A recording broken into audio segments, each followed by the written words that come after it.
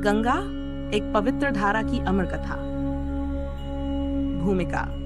भारत की जीवन रेखा मानी जाने वाली गंगा नदी न केवल एक जल धारा है, बल्कि करोड़ों लोगों की आस्था और भक्ति का केंद्र भी है। हिंदू धर्म में इसे मां का दर्जा दिया गया है और इसे मोक्षदायिनी माना जाता है। लेकिन क्या कभी सोचा है कि गंगा को इतना पवित्र क्यों माना जाता है? इस प्रश्न के उत्तर में केवल धार्मिक मान्यताएं ही नहीं, बल्कि पौराणिक कथाएं, ऐतिहासिक घटनाएं और वैज्ञानिक तथ्यों का अद्भुत समागम भी छिपा हुआ है। इस कहानी के माध्यम से हम गंगा की पवित्रता के रहस्यों को एक रोचक कथा के रूप में प्रस्तुत करेंगे। अध्याय 1, गंगा का दिव्य उद्गम। बहुत समय पहले की बात है। ब्रह्मलोक में भगवान ब्रह्मा ध्यानमग्न बैठे थे। तभी देवताओं ने आकर प्रार्थना की, प्रभु भैया, पृथ्वी पर अधर्म बढ़ रहा है, मनुष्य पाप में लिप्त हो गए हैं। कोई ऐसा उपाय कीजिए जिसे वे प्रायश्चित कर सकें और मोक्ष प्राप्त कर सकें। भगवान ब्रह्मा ने सोचा, मनुष्य को पापों से मुक्त करने के लिए एक दिव्य नदी की आवश्यकता है जो उनके सारे पाप धो सके। उन्होंने अपने कमंडल से एक दिव्य जलधारा प्रवाहित की जो आकाशगंगा के रूप में बहने लगी। यह जलधारा स्वयं भगवान विष्णु के चरणों को धोकर शुद्ध हुई थी, इसलिए इसका जल अमृत के समान निर्मल और पवित्र था। परंतु इस दिव्य जलधारा को पृथ्वी तक लाने के लिए एक माध्यम चाहिए था। तभी हजारों वर्षों बाद राजा भागीरथ ने कठोर तपस्या कर भगवान शिव को प्रसन्न किया। उन्होंने गंगा को पृथ्वी पर अवतरित करने का वरदान मांगा। गंगा के वेग को धारण करने के लिए भगवान शिव ने उसे अपनी जटाओं में समा लिया और धीरे धीरे धरती पर उतारा।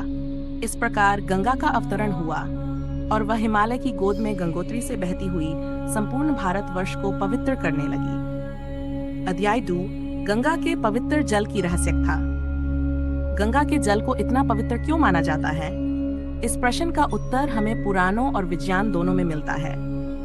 पौराणिक मान्यता।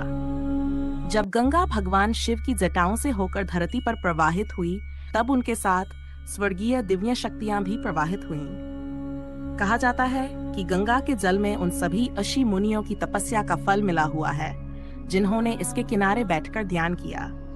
इसके जल में स्नान करने से मनुष्य के सारे पाप नष्ट हो जाते हैं और उसे मोक्ष की प्राप्ति होती है। वैज्ञानिक प्रमाण। गंगा के जल में एक विशेष प्रकार का जीवाणुनाशक तत्व पाया जाता है जिसे बैक्टीरियोफाज कहा जाता है। ये जल अपने आप में इतनी अद्भुत विशेषताएं रखता है कि ये लंबे समय तक खराब नहीं होता। वैज्ञानिकों ने भी माना है कि गंगा का जल शुद्ध और औषधीय गुणों से भरपूर है जो शरीर और मन को शुद्ध कर सकता है। अध्याय 3, गंगा किनारे बसे प्राचीन नगर और तीर्थ। गंगा केवल एक नदी नहीं है, बल्कि इसके किनारे बसे शहर और तीर्थ स्थल भी इसकी पवित्रता को बढ़ाते हैं। प्रयागराज, वाराणसी, हरिद्वार, ऋषिकेश और काशी जैसे पवित्र नगर गंगा के किनारे बसे हैं, जहां हजारों वर्षों से साधु संत तपस्या कर रहे हैं। वाराणसी मोक्ष की नगरी। कहा जाता है कि वाराणसी में जो व्यक्ति गंगा में स्नान करता है और गंगा जल का सेवन करता है, वह जीवन मरण के चक्र से मुक्त हो जाता है। यहाँ की गंगा आरती विश्व प्रसिद्ध है, जिसमें हजारों श्रद्धालु प्रतिदिन गंगा मां की आरती करते हैं। प्रयागराज संगम का महत्व। प्रयागराज में गंगा, यमुना और अदृश्य सरस्वती का संगम होता है। कुंभ मेले के दौरान यहाँ स्नान करना पवित्र माना जाता है, क्योंकि ऐसा माना जाता है कि उस समय गंगा का जल अमृत के समान हो जाता है। गंगा की पवित्रता पर संकट। एक समय था जब गंगा का जल इतना निर्मल था कि उसमें स्नान मात्र से शरीर और आत्मा शुद्ध हो जाते थे। लेकिन आजकल प्रदूषण के कारण इसकी पवित्रता पर संकट आ गया है। गंगा में कारखानों का गंदा पानी, प्लास्टिक और कचरा डाला जा रहा है, जिससे इसकी शुद्धता नष्ट हो रही है। गंगा को बचाने के प्रयास। सरकार और समाज ने मिलकर गंगा की सफाई के लिए कई योजनाएं शुरू की हैं, जैसे नमामि गंगे योजना। लेकिन असली बदलाव तभी आएगा जब हर नागरिक यह समझेगा कि गंगा केवल एक नदी नहीं, बल्कि हमारी संस्कृति और परंपरा की पहचान है। अध्याय 5, गंगा और मोक्ष का रहस्य। गंगा को मोक्षदायिनी क्यों कहा जाता है? हिंदू धर्म में कहा गया है कि गंगा के जल में डुबकी लगाने से मनुष्य के सभी पाप नष्ट हो जाते हैं और उसे मुक्ति मिल जाती है। यहाँ तक कि मरने के बाद यदि किसी की अस्थियां गंगा में प्रवाहित कर दी जाएं, तो उसकी आत्मा को स्वर्ग की प्राप्ति होती है। एक साधु की कहानी। काशी में एक वृद्ध साधु रहते थे जिनका नाम रामानंद था। उन्होंने अपना पूरा जीवन गंगा के तट पर साधना करते हुए बिता दिया। जब उनका अंतिम समय आया तो उन्होंने गंगा के किनारे ध्यान लगाया और मुस्कुराते हुए अपने प्राण त्याग दिए। लोग कहते हैं कि उस दिन गंगा की लहरों में एक अद्भुत चमक दिखाई दी, मानो स्वयं मां गंगा आकर उन्हें अपने साथ स्वर्ग ले जा रही हों।